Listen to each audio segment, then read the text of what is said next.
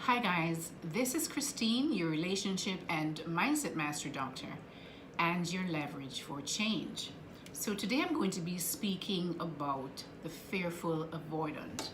And I think, as most of you know, this is one of the more complex attachment styles. And so I want to kind of help you to understand, and perhaps by listening, ask yourself these questions to determine whether this is the attachment style that you more identify with. Remember now that all the attachment styles, every single one of them, nothing is set in stone. That each attachment style, the avoidant, the fearful avoidant, the dismissive avoidant, the anxious preoccupied, and the secure, will have elements of each attachment style in them. And this will come out in their response of how they respond in relationships. So when I'm speaking about the fearful avoidant attachment style, what it basically means is that these are going to be the elements that you see a lot of in in their behavior as it pertains to relationships, and specifically intimate or romantic relationships. So if we can remember that at the very core of this attachment style, one of the biggest problems is that they don't trust relationships. So a lot of their behaviors are going to go towards self-preservation, right? They're going to try to preserve what sense of self they have left at all cost. And because of this, these are the individuals. You're someone who will go into a relationship because you crave the intimacy of relationships.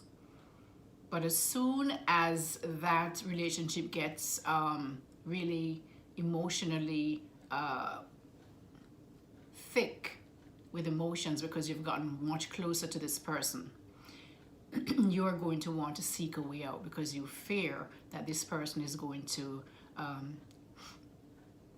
leave you, betray you, abandon you in some way. Because remember, the attachment style of the fearful avoidant has the anxious side to them and the dismissive side to them.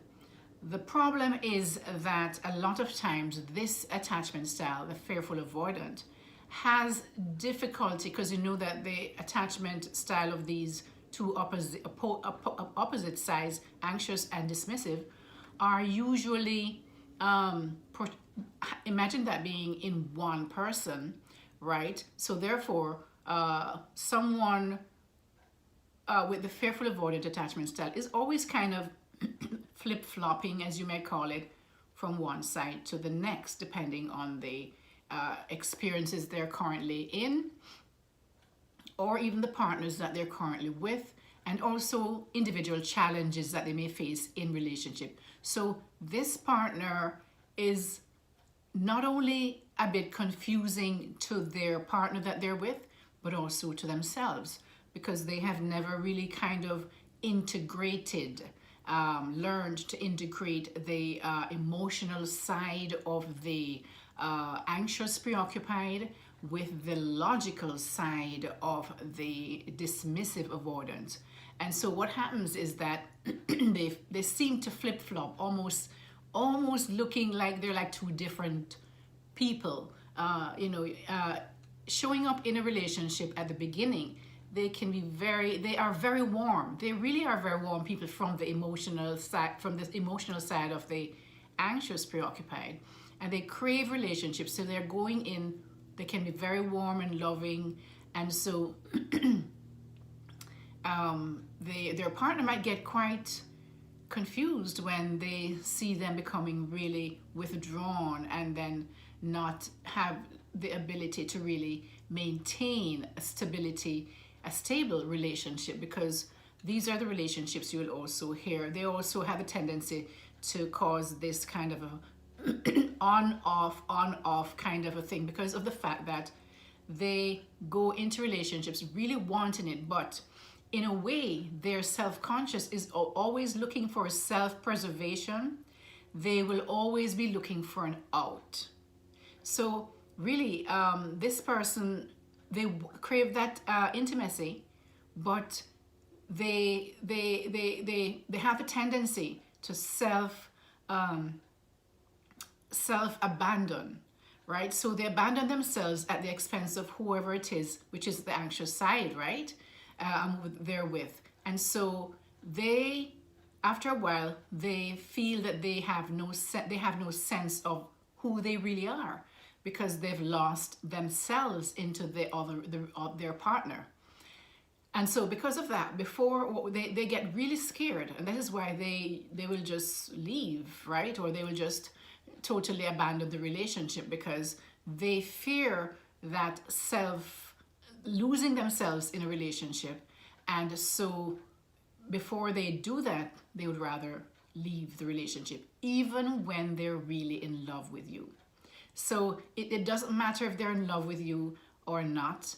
The fear of just losing themselves to you, because what they do is they people please, they build their whole entire lives around you.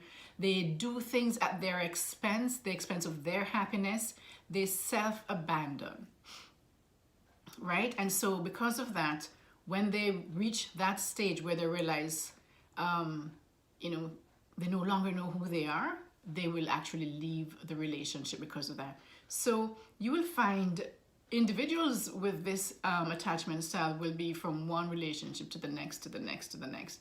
And they may last a bit longer with someone who may love them more, and also will be giving them more and telling them more and giving them more emotional connection, only because they are going to always be withholding some kind of information about their personal life, their personal pain and struggles, because they fear that their partner is going to use it against them. And so you may find that they're very warm at the beginning, but they're not going to let you into so that's the two sides kind of integrating again. Not integrating, I wouldn't say. They're kind of like, at one time they're like this, and one time they're like that. And so it's really hard for their partner to understand, or even themselves actually, guys. And so you'll find a lot of times that someone with this attachment style will feel unworthy of healthy relationships. They'll feel unworthy of being loved, because from their experiences as a child, they felt that they had to self-abandon and give everything of themselves to our caregivers or whatever it is, do everything for them, or they won't be loved. So now that fear is still there, but now they're able to leave. They're able to leave because now they have that autonomy. So when that emotional connection and that self-abandon thing gets too intense, they will leave. And I said, even when they love you. So it is a really tricky thing, and they feel they have this deep sense that they don't deserve really healthy relationships, or for someone to really love them, because they never felt that when they were they were children. So they will also just, it's almost like they go into a relationship expecting it to fail. They go into relationships expecting it to fail, right? And they continue to show love. The way they show love is that they feel that they have to suppress their needs to please somebody else, right? The person that they're in love with. And what happens with this, though, is that over time, this tendency to suppress their needs at the expense of others' needs, they become resentful, right? They become resentful, and then they might even start disliking the person, because they feel that it's because they have taken everything from them, when it is they themselves that gave everything to others, right? And they will always kind of like have this resentment, and then start almost feeling really protective of their self-preservation, and so they will leave that relationship. sorry,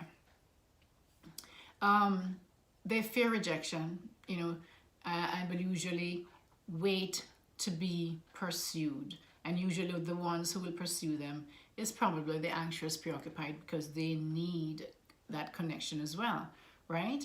But in someone else pursuing them, they feel a bit safer because they realize that this person likes them more than they actually, you know, they have a little power over this person, because that's how it is. For them, they feel they have to have this upper hand in relationships for them not to be betrayed, right? Because if somebody loves you more than you love them, or care about you more than you care about them, the likelihood is that whatever you do might hurt them, but what if they do something, it won't hurt you as much, right?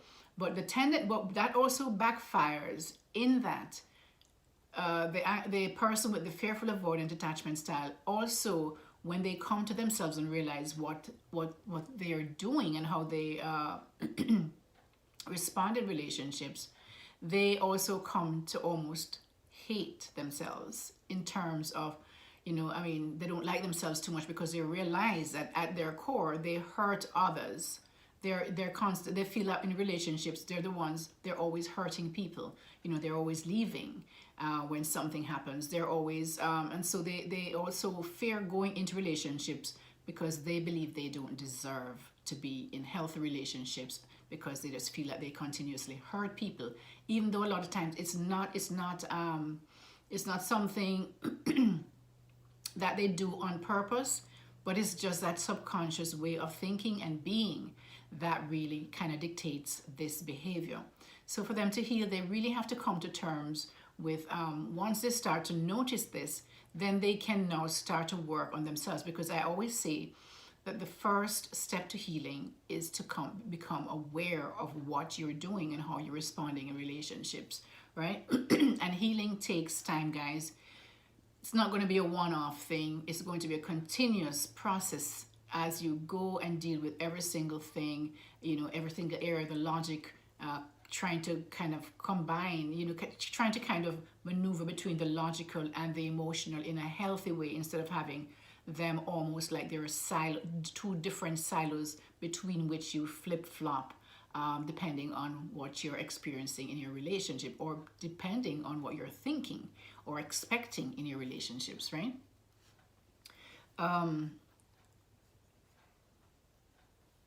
So guys, I hope that this video kind of give you some idea of someone with the fearful avoidant attachment style, and that it is one of the most it is probably the most difficult attachment style to have, because the tendency is that sometimes you don't even know what it is that's causing you to act in certain ways until you really sit down and really kind of pay attention to what you do in relationships, and the emotions and what's causing the thoughts and all those things that's causing you to actually act in the way that you're acting, and try to fix it, right? And really it is better to have someone to work with, because if you don't have someone to work with, you have no accountability, and most people I find who has no accountability or support will stop when things get really difficult. All right, so I hope that you learned something from this video. If you did, please like, share, and subscribe to my channel, so that as soon as I do another video, I create another video, then and upload it, that you will be notified. This is Christine, your relationship and mindset master doctor, and your leverage for change. Guys, never, never, never, never, never stop growing. Take care now. Bye-bye.